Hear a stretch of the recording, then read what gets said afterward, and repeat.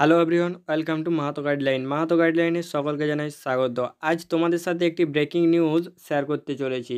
তো অনেকে হয়তো জানো, অনেকে হয়তো জানো না। মাধ্যমিক এবং উচ্চ মাধ্যমিকের রেজাল্ট কত তারিখে বের হবে অনেকে হয়তো জানো না। তো যারা জানো না তারা ভিডিওটি দেখে জেনে নাও কত তারিখে মাধ্যমিক এবং উচ্চ মাধ্যমিকের রেজাল্ট প্রকাশিত হতে চলেছে।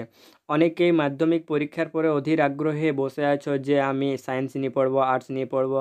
আর দেরি নেই, আর কয়েকদিনের মধ্যেই তোমরা জেনে যাবে মাধ্যমিকের রেজাল্ট এবং তোমরা ভর্তি হয়ে যাবে 11-এর নতুন সিলেবাসে নতুন সেমিস্টার হিসাবে পরীক্ষা দেবে।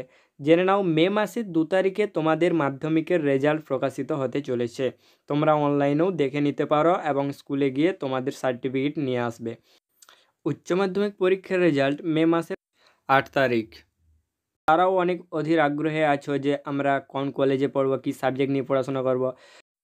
আশা করছি সকলেই খুব ভালো রেজাল্ট করবে এবং কে কত রেজাল্টে নাম্বার কত পার্সেন্টেজ পেয়েছো অবশ্যই কমেন্ট করে জানিও।